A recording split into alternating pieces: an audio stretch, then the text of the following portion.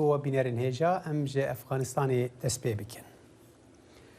Kuştina 13 serbazên Amerîkî û bi dehan Efxanî di du teqînên xwekujî yên Grupa Dewleta İslamî de li nêzîkî firokxaneya Kabûlê ya navnetewî bandor da ser operasyona derxistina Amerîkî û hevalbendên wan ji Efxanistanê ta ku niha bêhtirî 100,000 ji wan hatine derxistin.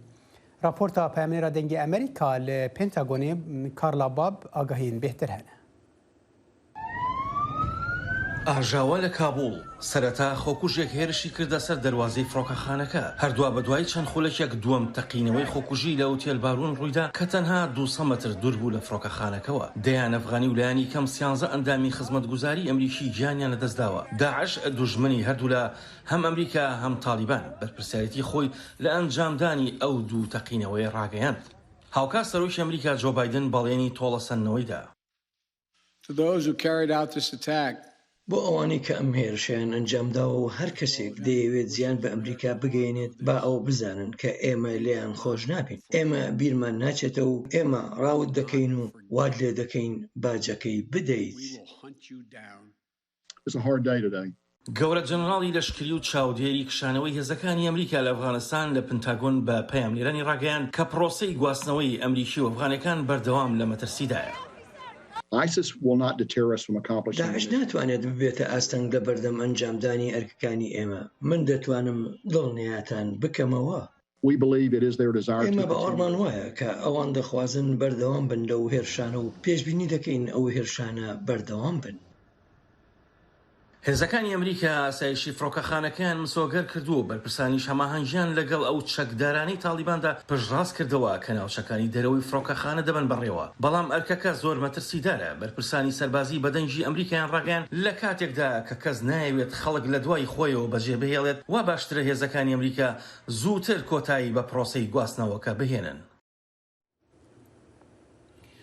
کشانەوەی هێزەکانی ئەمریکا لە ئەفغانستان بە پەلەقاژە وەکو سەرسۆرمانێک بۆ زۆر کەسان هات. بایدن دوێنێ شەوتی کاتیەوە هاتووە بە 20 ساڵ شەڕ کۆتایی بهێنێن. بۆ تاوتوێکردنیان بابەتە هێمنە سەیدی لێکۆڵەر و چاودێری کاروباری ڕامیاری ڕاستەخۆ لە ڕێگای سکایپەوە لە لەندەن لەگەڵماندایە. کاکە هیمن خۆش هاتنەوە بۆ بەڕامی کورد کۆنەکشن ئایا ئەم شەڕە هەروە کۆتایی پێهات یان لە دواترین کۆبوونەوەی دۆها لە قەتەردا کۆتایی پێهات و وەکو باز دەکرێ ئەمە پلان ڕێژیە بۆ پلانەکانی ئەمریکا لە دوا ڕۆژدا بەرامبەر بە چین و رووسیا و ئێران. بەڕاستی ئێستا زووە بەڵام ئەوەندە دەزانین کە خودی رووسیا و چینیش بەگومانن واتە ئەم ئاڵوگۆڕانەی ئاخر هەتا زیاتر لەوەی کە بە حیسابی شکستی ئەمریکا بگرن بە حیسابی پلانی ئەمریکای دادنێن. ڕاستەکەی ئەمریکا دەیهەویست بێتە دەرێت و کاتەکەشی دیاری کرابوو بەڵام چاوەڕوانی ئەو خێرابوونی ڕەوتی بەردەسەڵات گەیشتنی تاڵەبانیان نەبوو. دەنا ئەمریکا لەمێژ بوو سەردەمی سەرۆکی پێشوو سەردەمی ترامپیش و توێژی لە دوو حەدەست پێکرد بوو و دەیهەویست ئەفغانستان بەجێ بێڵێ ئەفغانستان مەترسێک بۆ خاکی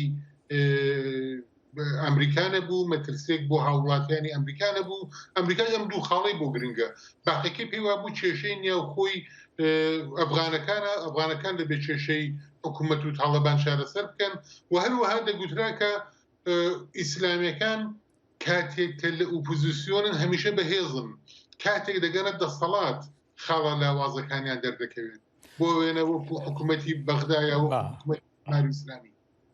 کاکە ئێمەەوە پرسیارە دەکرێت ئایاوە دەهێنێت لە پێناو چاکە کەسێکدا لێرە بن لادن 2000 سەرباز و هەزاران هاوڵاتی سیڤیلی ئەفغانی بکوژریان و بلیۆنەها دۆلار وابزانم 825 بلیۆن دۆلار بە هەدەر بدرێت و لە کۆتاییدا بە پەلەقاژێ لە وڵاتە دەربچن.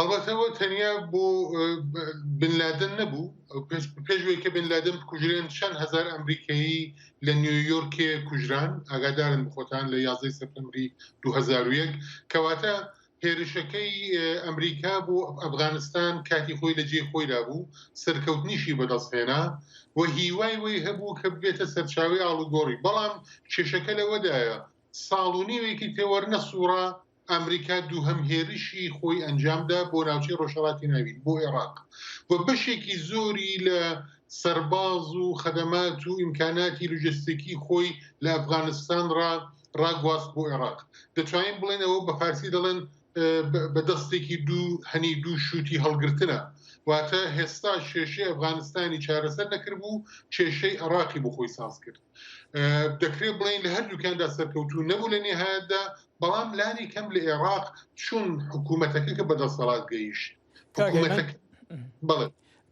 هەردوێنی لە ئەفغانستان لە هێڕشێکی تۆرۆریستیدا لەلایەن دەوڵەتی ئیسلامی خۆراسان 13 سەرباز و فەرەتر لە 60 کەشیش کوژران چ خوێندنەوەیەکتان هەیە بۆ دەستگا زانیاریەکانی هەرە بەهێزترین وڵات لە جیهاندا ئەوبەت ئەوە پێشبینی کرابوو خودی دەستگا زانیاریەکانی ئەمریکا و هاوپەیمانەکانی کوتپۆیان کەمە مەترسی تەقینەوەمان لەسەرا کوتپۆیان کە مەترسی داعیشمان لەسەرا هەموو دەیانزانی کە داعیش لەو بۆشایە دەسەڵاتە لێ هەوێ کەڵک وەرگێت بەڵام بەگشتی چ تەقینەوەکەی دوێنێ و چه ڕووداوەکانی یەک دوو حوتوی ڕابردوو دەکرێت بڵێن ئاخرفازی دەرهاتنی ئەمریکا لە ئەفغانستان شکستی خوارد دەنا ئیستراتیژیەکە لە جێی خۆیدایە ئەفغانستان هیچ پێویستێکی نەما بوو وا دیارە بەشێک لە خەڵکی ئەفغانستانی تاڵبانیان خۆشەوێت لانی کەم تا ئێستا وا نیشاندراوە دەنانە دەتوانن دواتر ڕاپەڕین بکەن هەرو جوورەی کە خەڵکی عێراق بە دژی حکومی مەسەلەن عادل بن مهدی ڕاپەڕینیان کردووە بۆ زیاتر لە 500 کەسیان لێ کوژراوە و دوای توانیان حکوومەت بگۆڕن توانین ئاڵوگۆڕ بکەن دەتوانن خەڵکی ئەفغان بە دژی پاکستان ڕێپێوان بکەن هەرو کارەی کە خەڵکی عێراق بە دژی ئێران دەیان کرد دەتوانن بچن لەگەڵ هیندستان هاوپەیمان بن هەرو کارێک کە ئیماراتەکان لە ترسی ئێران لەگەڵ ئیسرائیل دیکەن کەواتە کێشێکی ناخۆی بەڵام ئەو بەشە ئاخرەکەی چاوەڕوان نەکرا بوو بەسەر لێ شێواوی ئەنجام درا کاکێ من زۆر کەسان بەراورد لە نیوان ئەفغانستان و عێراق و هەرێمی کوردستان دەکەن بەدەر لەوەی ئەمریکا بکێشێتەوە یان نەکێشێتەوە بۆ بارودۆخەی چ لە هەرێم و یاخود لە عێراقدا هەیە ئیوە گەشتبینن بە ئایندەی وڵاتە ئەم سێ هەرێمەکە ئیشارە پێکرد ئەفغانستان عێراق و باشووری کوردستان وێڕاوێکی خاڵی هاوبەشان هەیە بەڵام زۆر جیاوازن بۆ مانایە کە ڕادەی سەقامگیربوونی دیموکراسی لە ئەفغانستان لە ئاستی سپردا بوو لە عێراق لە ئاستی سپردانیە لە کوردستان تا ڕادەیەک لە بەغداش باشترە دووهەم ئەوەی کە ئێستا کێشەی عێراقی بۆتە کێشەیەکی فراتر لە مۆزوعی شیعە فراتر لە مۆزوعی عەرەب واتە نە پرۆژەی هیلالی شیعی ئێران لە عێراق سەرکەوت نە پرۆژەی پان عەرەبیزمی وڵاتانی دیکەی عەرەبی عێراق ئێستا بیر لە هویەت و پێناسی عێراقی دەکاتەوە لە مەوردی کوردستان ئیسلامیەکان هیچ کات نەیانتوانی تەنانەت لە هەڵبژاردننی ئازادیشدا ببنە ئۆپۆزیسیۆنێکی گرنگ لە کوردستان هەمیشە لایەنی یەکەم و دووهەم و سێهەم پێکێتی و پارتی و گۆڕان بۆ لایەنی چوارەم و پێنجەم و شەشەم کەم ئیسلامیەکان دەستیان پێدەکرد بۆیە دەکرێت بڵێن لە کوردستان ئۆپۆزیسیۆن ناتوانێت ئیسلامی بێت خەڵکی ئیسلامیمان هەیە خەڵکی موسڵمانمان هەیە بەڵام ئەزمموی باشوور دەگەڵ بەغدا زۆر جیاوازە بەغداش دەگەڵ ئەفغانستان جیاوازە هێمنە سەیدی لێکۆڵەر و چاودێری کاروباری ڕامیاری زۆر سپاس بۆ بەشداریکردن لە بەڕامەی ئەمڕۆمان وەزارەتە بەرەڤانیە برێتانیا ئیرۆ ئینێ ڕاگەاند کۆ هێزن برێتانی دەرباسی قۆناغا داویە دەرخستنا کەسێن دەروپێشبووی لە فرۆکخانەیە کابولێ بوونە. وەزارەتێ گوت ئەو نها بالێ ددن سەر وڵاتین برێتانی و کەسن دن کۆ رێ بۆ وان هاتیە داین و نها لە فرۆکخانەیەنە. وەزارەتێ گوت ئەو دێ بانگا کەسێن دن نەکن داکووەرن فرۆکخانەیە.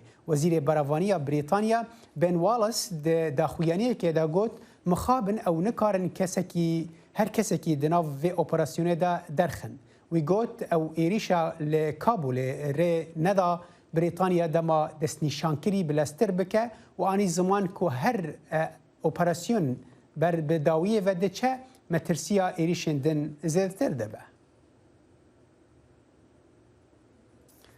به سەدان ئەفغانیên ku li Hindistanê dijîn berdewamên di xwepêşandanên xwe de li paytexta Hindistanê û ji ajansa penaberan ya netewên yekgirtî daxwaza statûya penaberiyê dikin û dibêjin kontrolkirina Efxanistanê ji aliyê Talîbanê ve şansê wanê vegera mal bi dawî anî.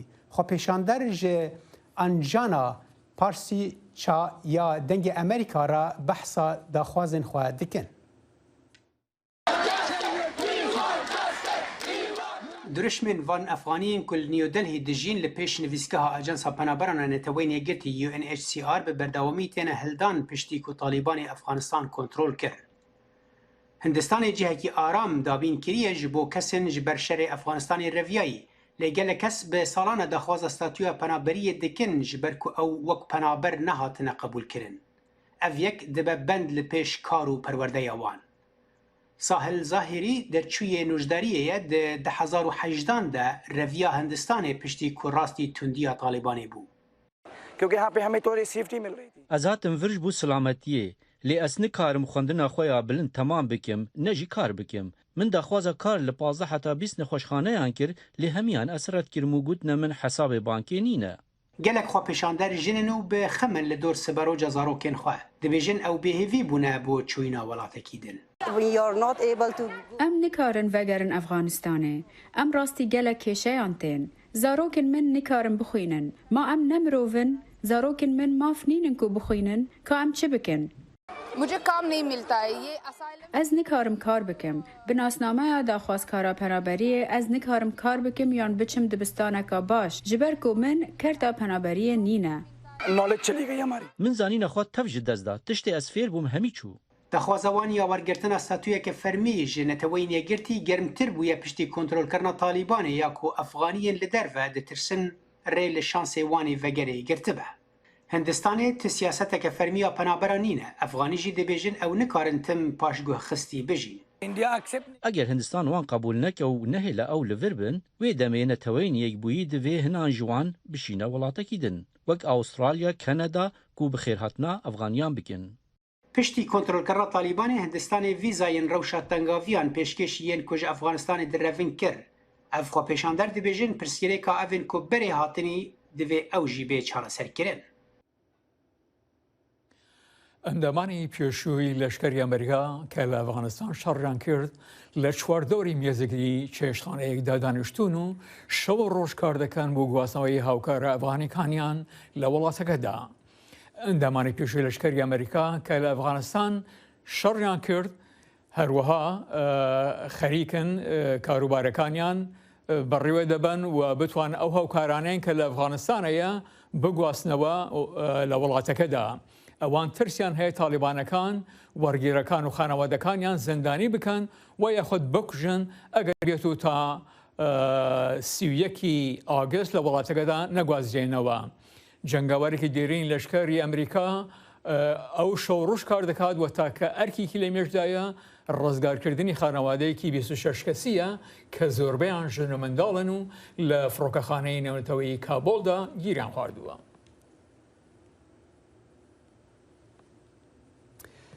کریستوفر هارتن سکوانێکی ئەمریکی بوو کە نەهێ ئێلونا ساڵە 2011 ده تەمەنێ 26 ساڵیدا لە ئەفغانستانی هاتبوو کوشتن.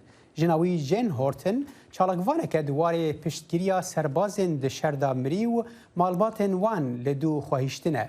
Wê herwiha wekû rawêşkara balyozê Efxanî û wezîrê berevaniya Amerîka kar kiriye. Ew di vê raporta Karla Babb da behsa mêrê xwe Christopher dike.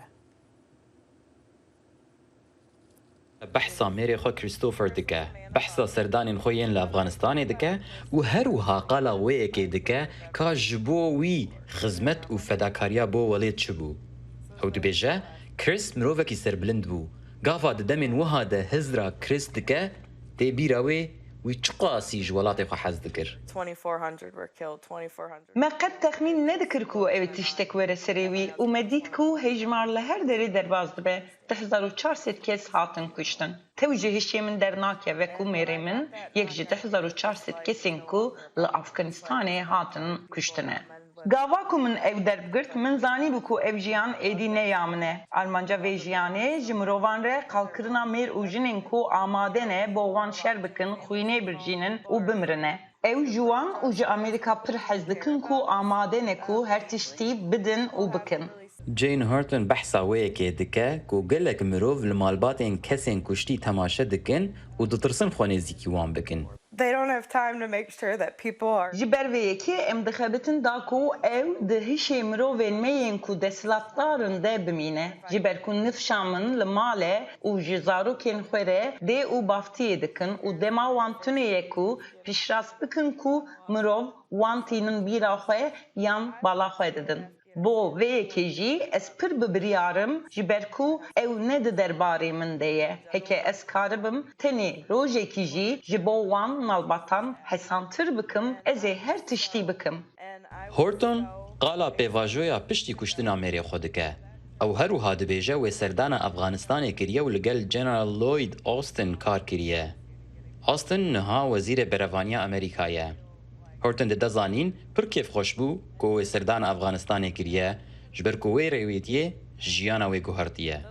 Wê xostiye ku li ser Efxanistanê tiştan fêr bibe ji ber ku xwîna mêrê wê li ser axa Efxanistanê rijiyaye. I would give my husband.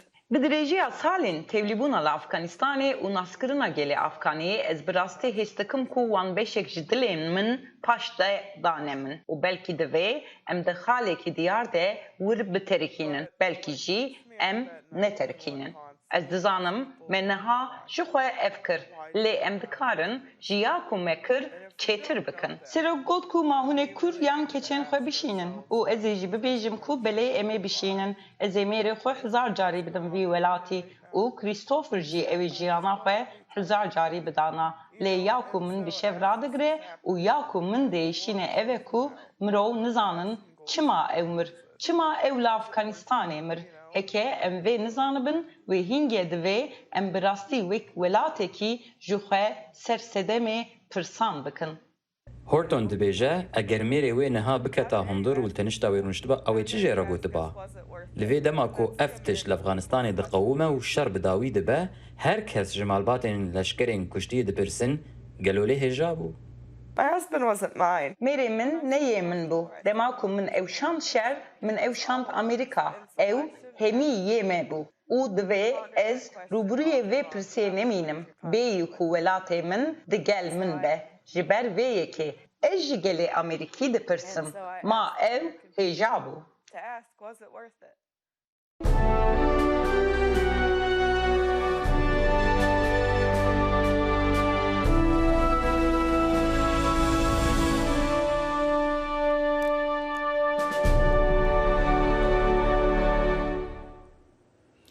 فرتر لە 120 منداڵ لە خێزانەکانی داعش کە تەمەنیان لە نیوان 11 تا 16 ساڵدایە لە ناوەندی هۆری لە ناوچەی باکووری ڕۆژهەڵاتی سوورای ژێردەسەڵاتی کوردەکان دەخێنن.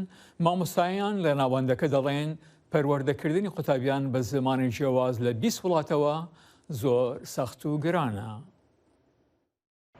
عبدالرحمن مغربي عبدالرحمن مغربي محمد أمريكي ئەڤرەف نەل دبستانێکە نۆرمالە نەژی شاگرتین وێ نۆرمالە ئەڤرەفێک یا پەروەردەکردنەیە لە ناوەندا هوری یا تایبەت بە گوهدان بە زارۆکێ مالباتێ چەکدارên داعشی li vê navendê bêtirî 120 zarok hene temenê wan di navbera 11 heya 16 salan e mamosteyê wan dibêjin got pir zehmet e got şagirt ji 20 welatan bin û bi zimanên cuda bin اولێز هاتم ez war celsat ferdiyê rûniştim hinek ji wan meşaklê xwe ji mir gotin û arî wa kir hinekî باوەریان ئەنا بتێ و ya man ha dawa celsat alî dikin ew ji xwe re tên bêka ji em ê bitewre rûnin mamosta ji ber derfetên kêm navenda hûrî hemû perwerdeyên pêwîst pêşkêş nake lê tevî vê yekê mamoste û rêveberên navendê dibêjin got wan têkiliyên baş bi zarokan re ava kirine navenda hûrî ji 2017 de hatiye damezrandin heya niha nêzîkî 1700 zarokên Daişê perwerde kirine so temenê wî 18 salî ye ji dê û baveke welatên Amerîka başûr e lê ew li New Yorkê ji dayîk bûye beriya godiya wî ola xwe biguherîne û tevlî Daişê bibe û wî tîne Sûriyê bixware I would like to leave Syria. I would just want to go out of here. Ez hez dikim ji Sûriya derkevim. Ez dixwazim ji wan re bêjim çi sûcê min nebû di tiştî bûyî da dayika min xeletî kir. Ez li vir mezin dibim û tiştek çê nebûye. Ez li bendê me bizanim ka wê çi bi min were. سو فێری سازێ بووە و دووری ڕامانên tund yên Daişê bûye lê pêşeroja wî nediyare mîna bi dehan wek wî li navendê temenê wan mezin dibin lê navend dibêje got ew naxwazin wan rêkin zindanan ji ber got careke din di nav çekdarên Daişê de wê fêrî ramanên tundiraw bibin. Her zamanekî jeverekê muxtelifin şolê bîst cinsiya cema heye hejde bîst cinsiya cema heye yani zehmetiyayeke hemû ga bielmêne erebî perwerdeke çîka û mehkemê aslangiya jî em dikişin û mehkemê duwelînîn tenasî ji bo va zaroka ev mesîrê va ajnebiya tenha nexuyaye herekî dixwaze vegerê bajarê xwe yani dibe em nehatine tevlî Daeş bin dibe ehlê me manîne em mecbûr bûn em qasir bûn felen jî qasir bûn li vê dê cema mezin bûne piştî perwerda û xeyrîne efkarî wasa xeyrîne dixwaze vegerin bajarê xwe. Li navenda hûrî bi dehan zarok bi xwedî jêhatbûnên taybetin ne ji biryarên malbatên wan yê şaş bana dê mirovên şareza û serkeftî bin. Tevî vê yekê ew hêviya xwe windan nekirine got jiyan derfeteke din bi wan got normal û serkeftî careke din jiyan bikin. Zana Umer, dengê Amerîka, navenda hûrî ya taybet bi zarokên Daişê. Hêzên Kurdên Sûriyê ku Amerîka piştgiriya wan dike û xelkê Bakur Rojhilatê Sûriyê bixemin li dor êrişên Tirkiyeyên dawî bi firokên bêfirok van li deverê. Di vê çarçovê de hejmarek rûniştvanên bajarê Kobaniyê xwepêşandanek li pêş bingeheke leşkeriya Rûsya li darxistin û ji Rûsya de xwaz kirin ku rê nede êrişên Tirkiyê. Peyamnerê me li Kobaniyê bêhtir zanyarî hene. Ji bo şermezarkirina êrişên Tirkiye bi riya firokên bê ajovan û bêdengiya Rûsya bi sedan xelkê Kobanî li pêş barîgeha leşgeriya Rûsî li Kobanî kom bûn û şandeyek ji xelkê Kobanî derbasî barîgehê bû da got nameya xelkê bigihînin hikûmeta Rûsî. Mihemed Şehîn hevserokê herêma Firatê ji dengê Amerîka ra diyar kir. Got artêşa Rûsya li vir e wek gerentorê agirbestê. Ew jî li gor biryarên civîna Sûçî lê li gor Şahîn got ew bi erka xwe ranabin. Armanca me ji vê meşê ew e ku hikûmeta Rûsya jê ku wek ittifaka Sûçî pêşwanî ji bo agirbestê û bi erkê xwe li gorî wê ittifaqê jêkirine ji bo ku êrişên bi vî rengî li ser sîkinên herêmê Xeratê biseyîne. Wek hûn dibînin hemû saziyên Sûçî her wiha malbatê şehîda li vê derê amade ne û wê nameyekî nivîskîra destê fermandariya artêşa Rûsya Kobanî dikin. Xelkê Kobanî got beşdarî vê xwepêşandanê bûn didin zanîn. Goberê Amerîka li vir bû û herêma me aram bû. Lê me xabin piştî vekşandina Amerîka herêm ket aloziyeke mezin û êrîş bi ser me da hatin û bajarê me ji aliyê Tirkiye ve dagir bûn. û niha jî Rûsya li şûna Amerîkaya lê êrişên Tirkiye neseknîn û li gor wan got vekşandina Amerîka nê wateyî got erka wan li vir bidawî bû û dibe got dewletên navnetewî xelkê vê herêmê biparêzin. Em dên berê Amerîka li vê derê bû. Niha jî Amerîka li vê derê kişiya werga em dest Erdogan da beradan bajarê me çûn bi aramiyak li vê derê hebû serêkanê gerê spî berê Efrîn bû li vê derê hatin hîro yani guhartanak li vê derê çêkirin. Ew gelê me gişkî hacir bû gelekî din kirine şûnê yanî aramiyak berê li vê derê ji niha bîtir bû. Hîro dîsa dewleta Rûs li vê derê ew dewleteke dam e dewleteke mezin e. Hîro hatî yani hebûna xwe li vê derê çi ye? Ku wextê vî gelî naparêze. Ku wextê bes em dên bera êrişa yani dewletê Tirk êrişa gelî me neke. Yani ne Rûs hene, hîro dewletê navnetewî hene. Hîro sazê mafê mirova hene. Em wana giya şermezda dikin. Tê zanîn got di sala 2019 da Tirkiye êrişa herêma Bakur Rojhilatê Sûriyê kir. Di encam da artêşa Amerîka ji Kobanî vekşiya û Tirkiye girê spî û serêkaniyê kontrol kirin. û piştra artêşa Rûsî derbasî herêmê bû wek gerentorê agirbestê. Lê tevî wê jî êrişên Tirkiye bi riya firokên bê ajovan berdewam in. Mahmûd Balî dengê Amerîka, Kobanî. دەمەکێدا کۆ یاسەیە هەلبژارتنان لە عێراق دەبێژێت دەبێت نوێنەراتیە ژنان دەبێ 25 سەدی بە پارتیên سیاسیên عێراقی هەوڵەوەیەکێ دەدەن کۆ بهترین ڕێژە ژنان کاندید بکەن دا کۆکارە بن کورسیên زیاتر لە پەرلەمانێدا و لە هەر دەڤەرێکێ وەرگرن لە عێراقی پامنێرێ مە لە کەرکووکێ ئاگاهین بهتر هەنە. هەڵبژاردننی ئەم جارەی پەرلەمانی عراق کە سیستمەکەی بۆ بازنەی بچووک گۆڕاوە و هەندێک لە هێزەکان دەترسن کورسی بەدەست نەهێنن بۆیە چاویان بڕیوەتە کورسی کۆتای ژنان. زۆربەی هێزە گەورە و بچووکەکان ژنیان کاندید کردووە بۆیە کێشمەکێشی بەهێزی ئەم هەڵبژاردنە زیاتر لە نێوان ژنە کاندیدەکاندایە. بردنەوەی کورسیەک بە کۆتای ژنان ئاسانترە لە بردنەوەی کورسیەک بە دەنگی پیاو بۆیە هەموو هێزێکی سیاسی کە لە ناوچەیەکە ئەحساسی ئەوە کە ناتوانێت ژمارەی کورسی دەنگی کورسێکی سروشتی بێنێ چێ بۆ چاوەڕێتە ژمانەی کورسیەک بۆ کۆتا ئەمە واکە ژنان زیاتر بخرێنەوازیەوە. کەرکووک سێ بازنەی هەڵبژاردنە و لە هەر بازنەیە کورسیەک بۆ ژنان دانراوە. هەر هاوپەیمانێتی و لایەنە و چەندین ژنی کاندید کردووە و دەیانەوێت کورسیە کۆتاکە بەرنەوە. پێشبڕکێ لەسەر کورسی کۆتا بەهێزە لەم بازنەیەدا کە بازنەی دووهەمە. تورکمانەکانی کەرکووک بایەخێکی زۆریان بە کاندیدکردنی ژنان داوە و نایەنەوێت کورسی کۆتای ژنانیان لە بازنەی دووەم لەدەست دەربچێت کە ئەم بازنەیە قوڵایی ململانەی نێوان پێکاتەکانە. لەلایەن تێکڕای پارتیە تورکمانەکانەوە پشتگیریەکی گەورە لە ژنانی تورکمان دەکرێت. لە بازنەی ناوچەی گەرمیانیش کە 4 کورسی بۆ دانراوە و کورسیەکیان بۆ ژن دانراوە هاوپەیمانێتەکەی یەکێتی و گۆڕان ژنێکیان بۆ کاندید کردووە و دەیانەوێت ئەو کورسیە ببن. بنەر هێژا کورد کۆنێکشنایی ڕۆ بەداوی هات حتا ڕۆژە سێشەمێ هەر شاد و بەختەوەر بن. بمینە خۆش.